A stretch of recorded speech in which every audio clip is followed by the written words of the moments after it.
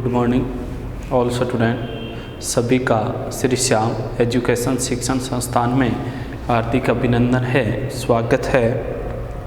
तो अपना जो सब्जेक्ट है वो पॉलिटिकल साइंस, राजनीति विज्ञान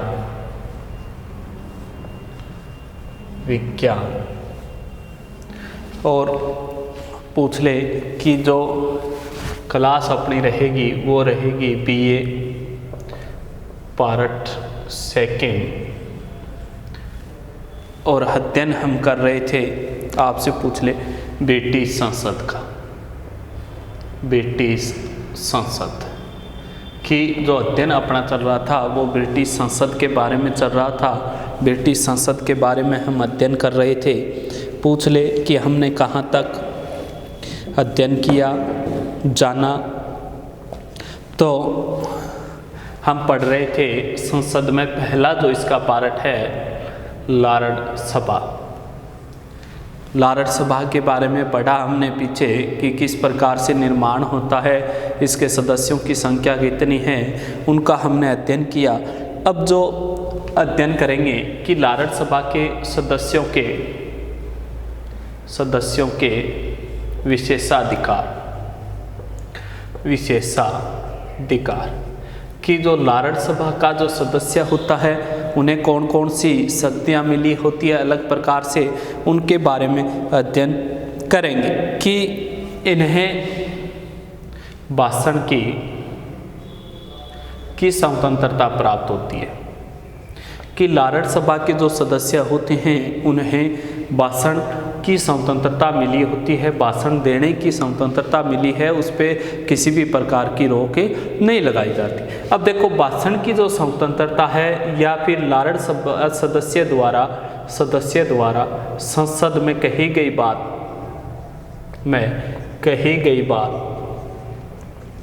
पर किसी भी प्रकार की कानूनी कार्रवाई नहीं होती है, किसी भी प्रकार की कानूनी कार्रवाई नहीं होती है। कि जब ये इनके द्वारा भाषण में जो बात कही जाती है उन पे किसी भी प्रकार की रोक नहीं होती है, कानूनी कार्रवाई नहीं चलाई जा सकती। कहने का मतलब मुकदमा नहीं चलाया जा सकता। कि लॉर्ड सभा के जो सदस्य संसद में अगर कोई अपनी बात कह दे तो उस बात पर किसी भी प्रकार का मुकदमा नहीं चलता है, किसी भी प्रकार की कार्रवाई नहीं की जा सकती। इसके बाद पूछ ले आपसे कि उन्हें संसद के स्तर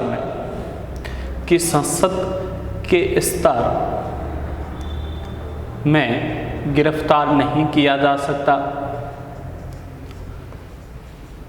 कि लॉर्ड सभा के जो सदस्य होंगे, जब संसद का स्तर चल रहा है, संसद चल रही है, उस दौरान लॉर्ड सभा के सदस्य को क्या नहीं कर सकते, गिरफ्तार नहीं कर सकते।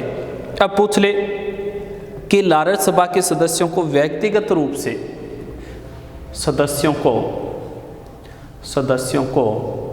व्यक्तिगत रूप से कि लॉर्ड सभा के सदस्यों को व्यक्तिगत रूप से सम्राट के सार्वजनिक विषयों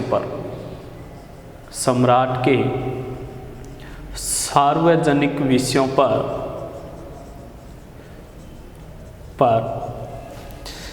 वार्ता करने का अधिकार है, वार्ता करने का अधिकार है। कि लॉर्ड सभा के जो सदस्य होते हैं, सम्राट के जो सार्वजनिक विषय हैं उन पे बात करने का अधिकार उनके पास होता है। तो पूछ ले कि प्रमुख विशेषाधिकार शक्तियाँ कौन सी मिली होती है लॉर्ड सभा के सदस्यों को, तो कहोगे कि लॉर्ड सभा के सदस्यों को भाषण की स्वतंत्रता होती है, भाषण देने की आज़ादी होती है। और अगर लॉर्ड सभा के सदस्य द्वारा संसद में कोई बात कही गई है तो उन पे किसी भी प्रकार का कानूनी मुकदमा नहीं चलाया जा सकता, किसी भी प्रकार की कार्रवाई नहीं की जा सकती। और संसद के सत्र के दौरान लॉर्ड सभा के सदस्य को गिरफ्तार नहीं किया जा सकता। कि संसद का जो सत्र चल रहा है उसके दौरान लॉर्ड सभा के सदस्य को गिरफ्तार भी नहीं कर सकते। और सदस्यों के व्यक्तिगत रूप से कि जो सदस्य हैं बात करें वो व्यक्तिगत रूप से सम्राट के जो सार्वजनिक विषय होते हैं उन पे क्या कर सकते हैं, वार्ता कर सकते हैं, उनके पास ये अधिकार होता है। अब पूछ ले, ये तो थी लार्ड सभा के सदस्यों के विशेषाधिकार। अब जो आगे जो हम पढ़ेंगे कि विशेषाधिकार के बाद आगे वाला है कि वेतन भत्ते, कि लार्ड सभा के सदस्यों को वेतन भत्ते कितने मिलते हैं उनके बारे में अध्ययन करेंगे। दैनिक भत्ते, दैनिक भत्तों की व्यवस्था, कि लार्ड सभा के सदस्यों को कौन सी व्यवस्था मिली होती है, दैनिक भत्तों की व्यवस्था मिली है। कि 1956 तक बात करें कि 1956 तक लार्ड सभा के सदस्यों को दैनिक भत्तों की व्यवस्था नहीं थी। क्या नहीं थी भाई, दैनिक भत्तों की व्यवस्था। कि 1956 तक बात करें कि ब्रिटिश के अंदर इस प्रकार की कोई व्यवस्था नहीं थी जो लार्ड सभा के सदस्यों को दैनिक भत्ते देने की व्यवस्था स्थापित हुई हो। इसके बाद पूछ ले कि 1957 में, 1956 तक नहीं थी, 1957 में दैनिक भत्तों की व्यवस्था को चलाया गया। दैनिक भत्तों की व्यवस्था स्थापित की गई, व्यवस्था स्थापित की गई कि लार्ड सभा के सदस्यों को 1957 में दैनिक भत्ते देने की व्यवस्था स्थापित की गई थी। इसकी स्थापना की गई और यह कई बार बढ़ाया गया है। जैसे बात करें कि 1995 में, कि 1995 में 35 पाउंड, कितने पाउंड मिलते थे भाई, कि 35 पाउंड प्रतिदिन के हिसाब से, मतलब दैनिक प्रतिदिन मिलते थे, प्रतिदिन मिलते थे 35 पाउंड। तो एक माह में कितने मिलेंगे भाई, आपसे पूछ ले, एक माह में कितने मिलेंगे, 1050 पाउंड।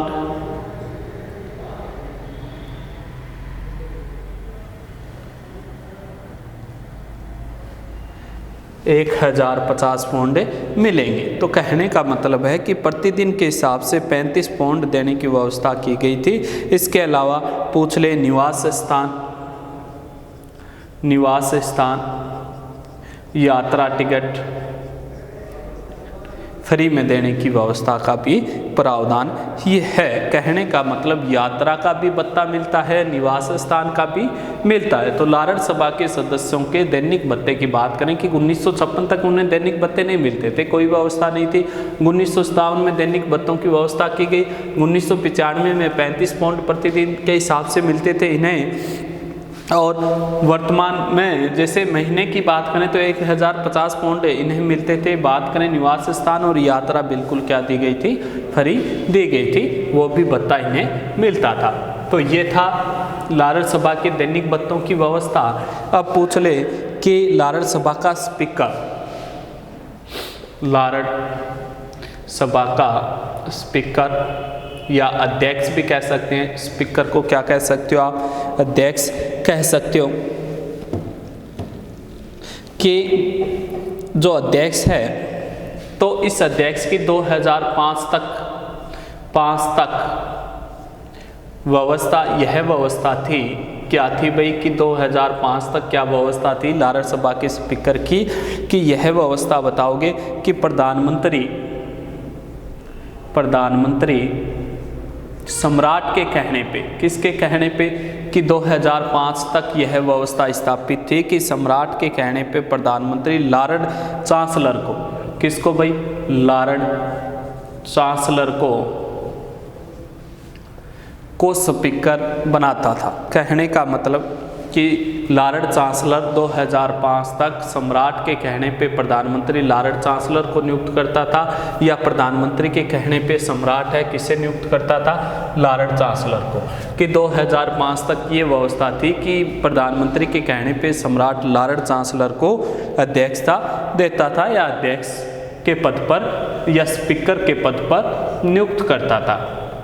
तो 2005 तक अध्यक्ष कौन होता था, लार्ड चांसलर होता था। लेकिन इसमें बाद में 2005 का जो एक्ट आया था, 2005 का एक्ट इसमें क्या कर दिया है, परिवर्तन कर दिया है कि 2005 का एक्ट लेके आए थे, इसमें कुछ परिवर्तन कर दिया गया है और ये परिवर्तन अब क्या कर दिया है कि लॉर्ड चांसलर क्या नहीं करेगा, चांसलर अध्यक्षता नहीं करेगा, स्पीकर का काम है नहीं करेगा।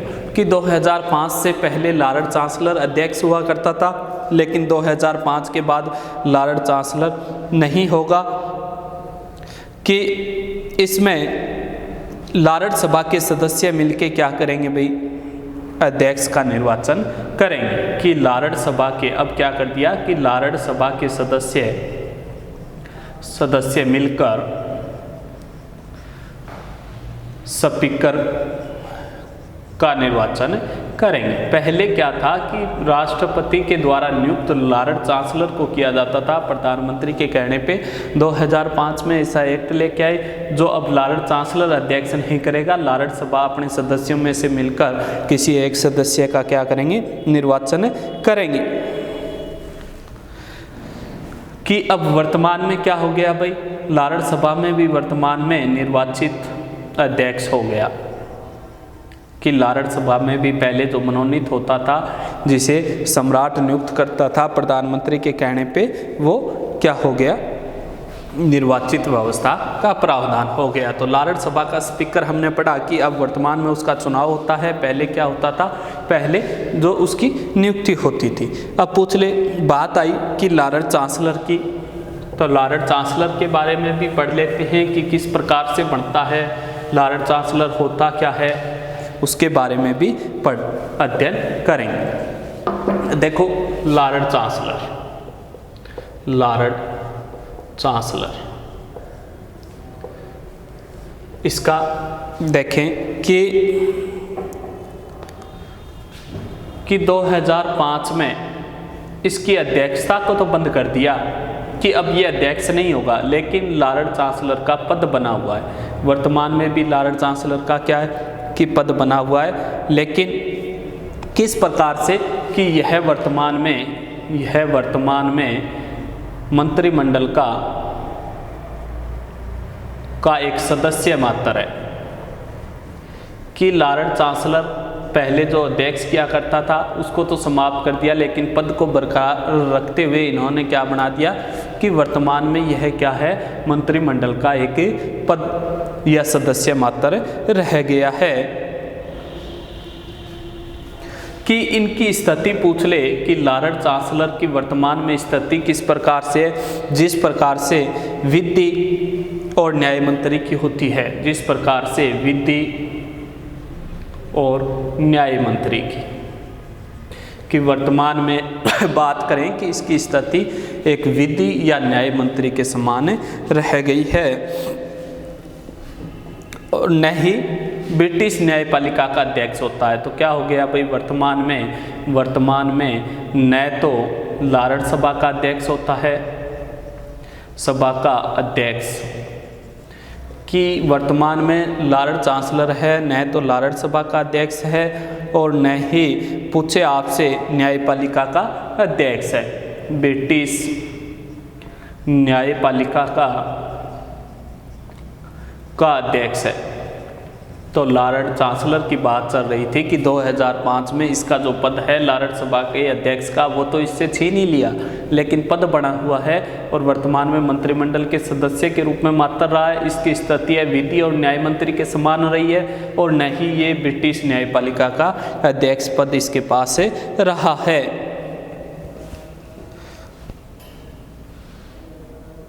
जिस प्रकार से बात करें कि लोक सदन में अधिवेशन किस प्रकार से होता है लॉर्ड सभा में पूछ ले, तो आगे लॉर्ड सभा का अधिवेशन पूछ ले आपसे कि लॉर्ड सभा का जो अधिवेशन है, जो चलता है, वो किसके साथ चलता है, लोक सदन के साथ ही चलता है के साथ। कि लॉर्ड सभा का जो अधिवेशन है वो लॉर्ड सदन के साथ ही चलेगा, लोक सदन के साथ ही चलेगा। इनकी बैठकें मंगलवार पूछ ले, बैठकों का आयोजन कब होता है, मंगलवार, बुधवार और गुरुवार। कि लारड़ सभा की बैठकों का आयोजन मंगलवार, बुधवार और गुरुवार को होता है और कभी कभी सोमवार को भी हो जाता है और 1 से 2 घंटा चलती है। कितनी? 1 से 2 घंटे की लारड़ सभा का अधिवेशन है वो मंगलवार, बुधवार, गुरुवार को चलेगा। 1 या 2 घंटे किसके साथ? लोक सदन के साथ चलेगी। और इनकी उपस्थिति के लिए, गणपूर्ति के लिए 3 सदस्यों की अनिवार्यता है। गणपूर्ति पूछ ले आपसे कि लारड़ सभा की गणपूर्ति कितनी होनी चाहिए? 3 सदस्य। कम से कम कितने सदस्य उपस्थित होने चाहिए? 3 सदस्य उपस्थित हों। और पूछ ले कि किसी विधेयक को पारित करने के लिए 30 सदस्य। तो हम पढ़ रहे थे लारड़ चांसलर पढ़ा। लारड़ चांसलर की स्थिति, अध्यक्षता 2005 में हटा दी, ये बात पड़ी। फिर लारड़ सभा का अधिवेशन पूछ ले आपसे कि मंगलवार, बुधवार, गुरुवार को एक लोक सदन के साथ ही होता है 1 से 2 घंटे। इसकी गणपूर्ति उपस्थिति 3 सदस्य चाहिए और किसी को कानून बनाना हो, कानून पारित करना हो तो कितने सदस्य चाहिए? 30 सदस्यों का होना आवश्यक है। तो ये हमने पढ़ा लारड़ सभा के बारे में। अब पढ़ेंगे कि लारड़ सभा का किस प्रकार से लारड़ सभा को शक्तियाँ मिली होती है, उनके बारे में अध्ययन करेंगे। पहले हमने पढ़ा लारड़ सभा की रचना या गठन किस प्रकार से होता है। अब जो हम अध्ययन करने वाले हैं वो पढ़ेंगे। आपसे पूछ ले कि लारड़ सभा की कार्य या शक्तियाँ। तो देखो लारड़ सभा की कार्य व शक्तियाँ कौन कौन सी मिली है। लारड़ सभा की कार्य या शक्तियाँ। लारड़ सभा के कार्य या शक्तियाँ कि लारड़ सभा को कौन कौन सी शक्तियाँ या कार्य मिले होते हैं उनके बारे में अध्ययन करेंगे। तो बात करें कि पहले ये जब तक कॉमन सभा का निर्माण नहीं हुआ था तब तक तो संपूर्ण शक्तियाँ थी वो लारड़ सभा के ही पास थी। लेकिन वर्तमान में पढ़ें तो विधायी शक्ति, पहली विधायी कार्य या विधायी शक्ति, विधायी कार्य या शक्ति, पहली जो कार्य या शक्ति मिली होती है लारड़ सभा को वो कौन सी मिली है? विधायी कार्य या विधायी शक्ति के रूप में मिली है। पूछ ले कि वित्त विधेयक के अलावा सभी विधेयक,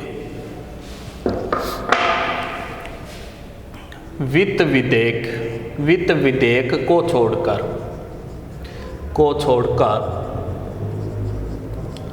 किसको? वित्त विधेयक को छोड़कर अन्य सभी विधेयक लारड़ सभा से प्रस्तावित किए जा सकते हैं।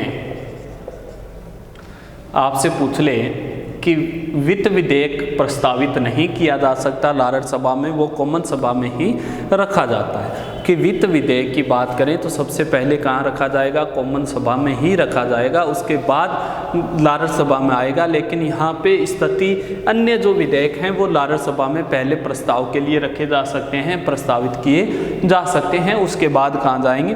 कॉमन सभा में जाएंगे। की बात करें कि उदाहरण के तौर पे कि 1949, जैसे उदाहरण के तौर पे इस वित्त विधेयक को छोड़ दें तो 1949 में कंपनी विधेयक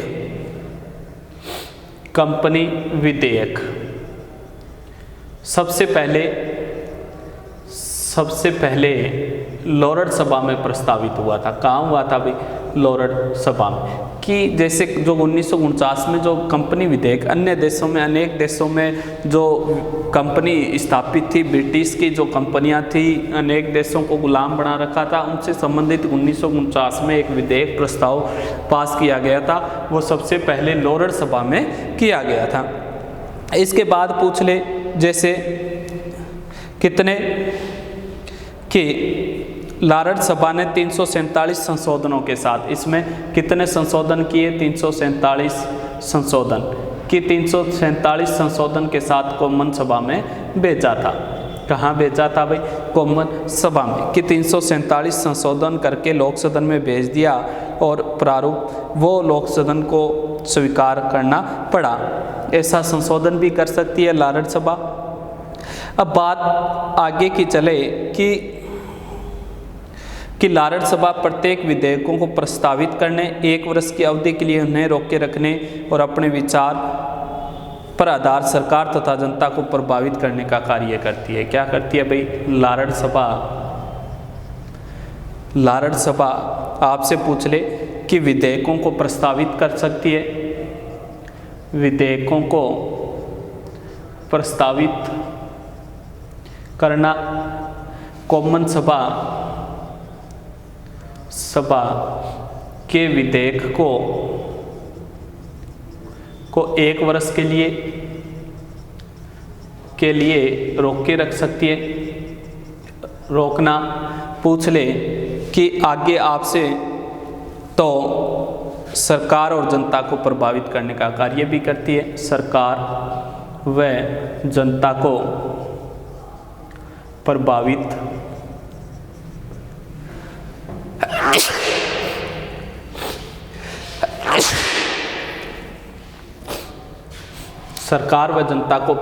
करने का कार्य कौन करती है भाई? लार्ड सभा करती है। अब पूछ ले कि लार्ड सभा की बात करें कि लार्ड सभा वित्त विधेयक को नहीं पास कर सकती, वित्त विधेयक को लागू नहीं कर सकती। अन्य जो विधेयक हैं जैसे लार्ड सभा में प्रस्तावित किए जा सकते हैं। उदाहरण के तौर पे 1949 का जो कंपनी विधेयक था सबसे पहले लार्ड सभा में प्रस्तावित किया गया और लार्ड सभा ने कितने संशोधन किए? 347 संशोधन उसमें किए। फिर पूछ ले लार्ड सभा विधेयकों को प्रस्तावित करती है, ये उसका कार्य है। और कॉमन सभा के जितने भी मतलब लोक सदन के जितने भी, किसके कहोगे? लोक सदन के जितने भी विधेयक हैं उनको कितने वर्ष के लिए रोक सकती है? लार्ड सभा 1 वर्ष के लिए रोक सकती है।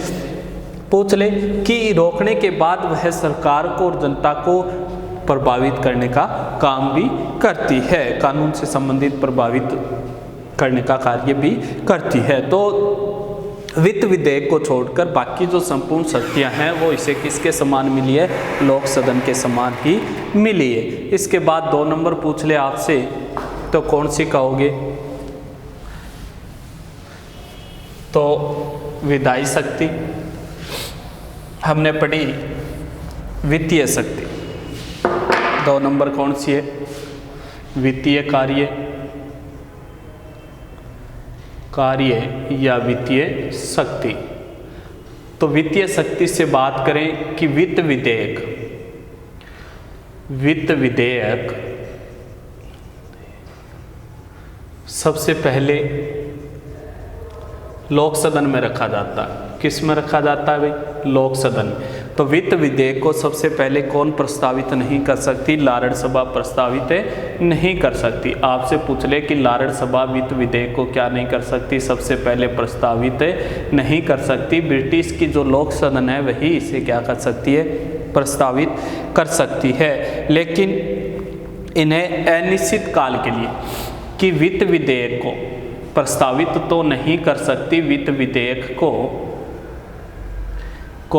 लेकिन अनिश्चित काल के लिए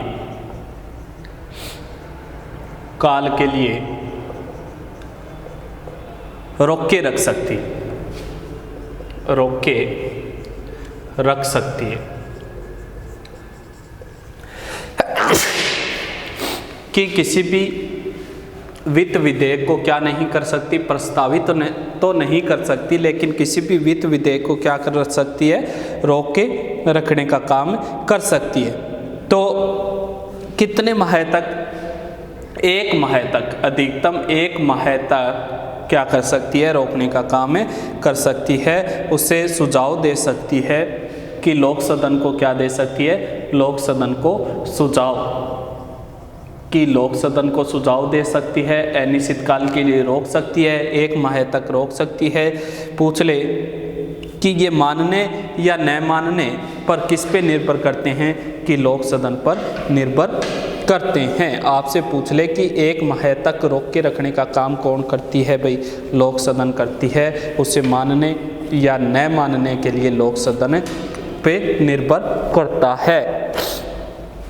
पहला हमने पढ़ा कौन सा कि लोकसभा के कार्य या शक्तियां पढ़ रहे हैं। वित्तीय शक्ति की वित्त विधेयक को सबसे पहले लोक सदन में ही प्रस्तावित किया जा सकता है, लार्ड सभा में नहीं किया जा सकता। वित्त विधेयक को अनिश्चित काल के लिए रोक सकती है लार्ड सभा, 1 माह तक रोक सकती है। लोक सदन को सुझाव दे सकती है, लोक सदन उसके सुझाव माने या न माने वो उस पर निर्भर करता है, डिपेंड करता है।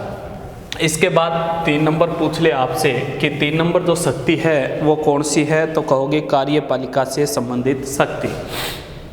कार्यपालिका से संबंधित शक्ति।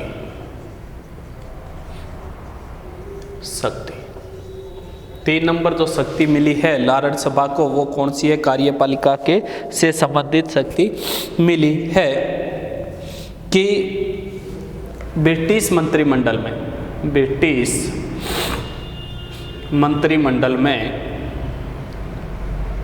4 सदस्य लार्ड सभा के जाएंगे।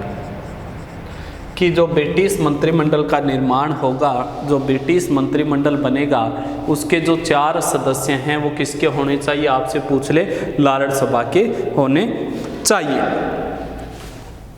कि लार्ड सभा का जो अध्यक्ष था जिसे लार्ड चांसलर कहते थे, तो क्या करते हैं भाई ये कि स्पीकरों का निर्वाचन भी कौन करते हैं, लार्ड सभा के सदस्य करते हैं। और पूछ ले कि ये क्या कर सकते हैं कि मंत्रिमंडल के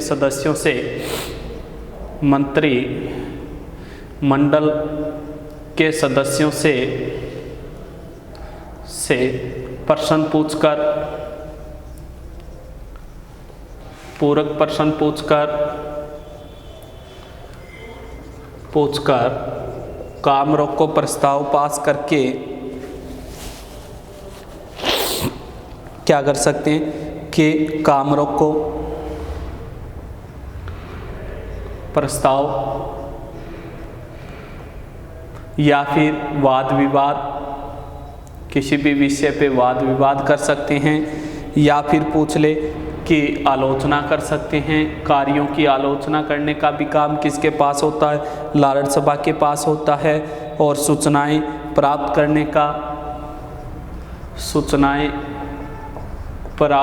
का या फिर पूछ ले कि तुलना करने का या फिर अविश्वास प्रस्ताव पास करने का, या फिर पूछ ले कि हटाने का, सिर्फ अविश्वास प्रस्ताव पास कर सकते हैं, हटाने का कार्य है वो लोक सदन के पास होता है। तो हम पढ़ रहे थे कि कार्यपालिका से संबंधित लार्ड सभा को शक्तियाँ कैसे मिली होती है कि जो ब्रिटिश मंत्रिमंडल बनेगा, ब्रिटिश जो मंत्रिमंडल बनाया जाएगा उसमें कम से कम 4 सदस्य, कितने सदस्य, 4 सदस्य लार्ड सभा के होने चाहिए भाई। इस लार्ड सभा के 4 सदस्य होंगे तो वो किस में सम्मिलित होंगे, ब्रिटिश के मंत्रिमंडल में सम्मिलित होंगे।